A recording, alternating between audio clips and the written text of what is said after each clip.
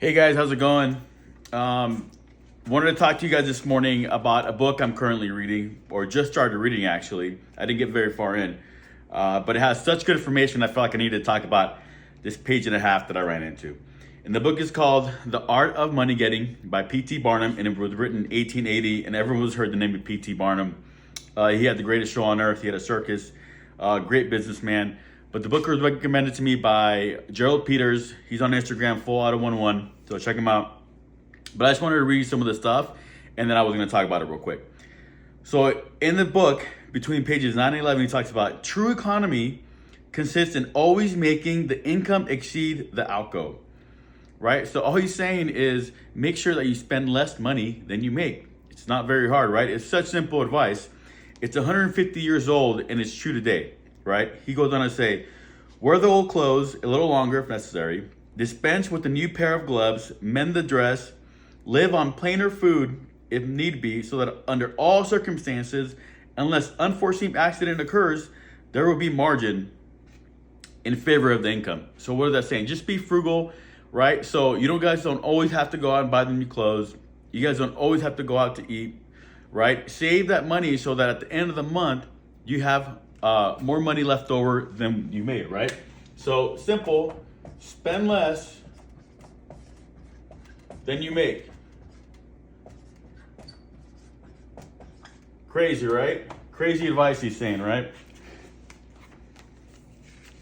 He goes on to say, a penny here and a dollar there, placed at interest, goes on accumulating. And in this way, the desired result is attained, right? So what is he saying? He said, you guys invest a little bit of money at a time, and over time, right, it compounds and you create wealth, right?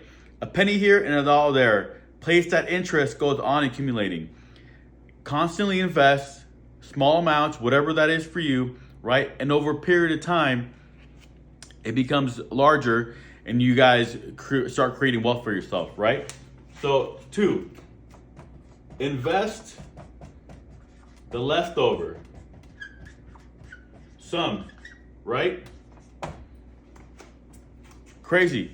Spend less money than you make and then invest what's left over. Or like Florida says, the trick to having money is having money you don't need, right? So if this is an issue for you, he has a solution, right? So he goes on, here is a recipe which I recommend. I have found it to work an excellent cure for extravagance, and especially for mistaken economy.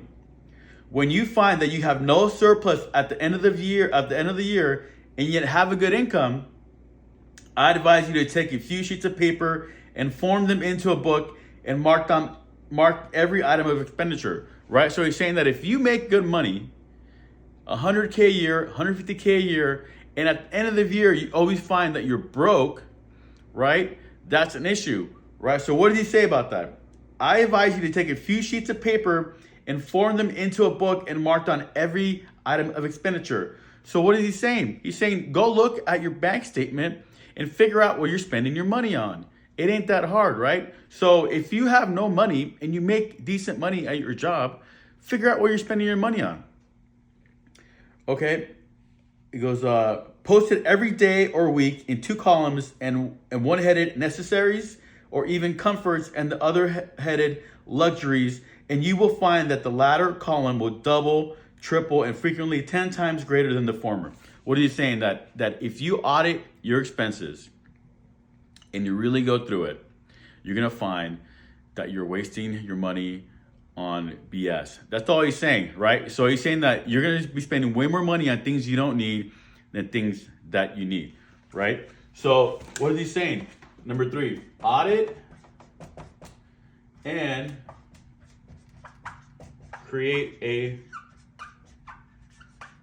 budget. Crazy, right? So we're going to spend less than we make, then we're going to invest what's left over. And if we have trouble doing that, we're going to audit our expenditures, and then we're going to create a budget off of that to make sure that this happens, right? And he has one final point, which is really good.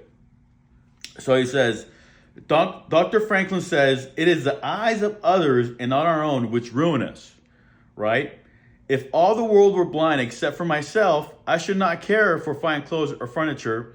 It is the fear of what Miss Grundy may say that keeps the noses of many worthy families to the grindstone. So what is he saying?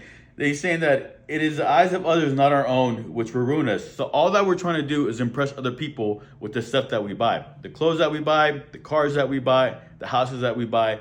All we're trying to do is impress other people. It is the fear of what Miss Grundy may say that keeps the noses of many worthy families to the grindstone. So it's the fear of what people are going to say, trying to keep up with the Joneses, that are keeping us poor and keeping us working. So, you guys, don't keep up. Right? So once more, spend less than you make, invest the leftover sum. If that's an issue, audit and create a budget, and don't try and keep up with the Joneses. Super simple advice. I felt like I just needed to share that. That was all within a page and a half of the book. I can't wait to read the rest of it. So if you guys want, check it out. Follow me. Jose likes to invest.